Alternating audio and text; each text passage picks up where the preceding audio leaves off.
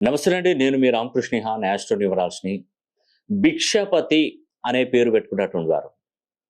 నిజంగా భిక్షపతి అనే పేరు పెట్టుకున్నటువంటి వారికి వాళ్ళు ఊహ తెలిసినప్పటి నుండి కొంతవరకు తల్లిదండ్రుల సమక్షంలో, తల్లిదండ్రుల ద్వారా కొంతవరకు వెసులుబాటు కలిగిన తల్లిదండ్రుల తర్వాత అంటే అతనికి ఊహ తెలిసినప్పటి నుండి కష్టపడుతూనే ఉంటాడు.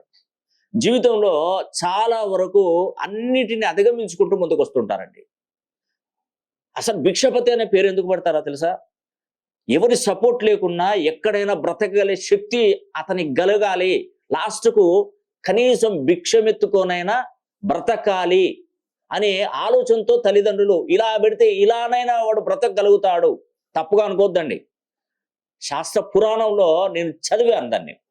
భిక్షపతి లాస్ట్ వాడికి ఏం చేత కాకుండా భిక్షమెత్తుకొని బతుకుతాడు అనే ఒక ఆలోచనలో. కానీ అలా మాత్రం దయచేసి అనుకోవద్దండి.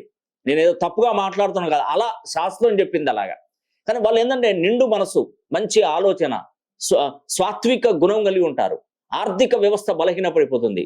వాళ్ళ జీవితంలో ఏంటంటే బేరుగా ఏంటంటే అందరూ కూడా వాళ్ళని మోసం చేస్తూ ఉంటారు. ప్రతి విషయంలో, డబ్బు విషయంలో, తర్వాత వాళ్ళు ఎవరైనా కూడా వాళ్ళని యూజ్ చేసుకొని వదిలిపెడుతూ ఉంటారు. వాళ్ళ జీవితం అంతా కూడా కష్టంతోనే వాళ్ళ జీవితం అంతా కూడా ముడిపడి ఉన్నట్టుగా ఉంటుంది. ఇంకొక విషయం చెప్తాను. భిక్షపతి అనే పేరు పెట్టుకున్న వాళ్ళు భిక్షాట్లు కూడా ఉన్నారు. నిజంగా చెప్తున్నానండి.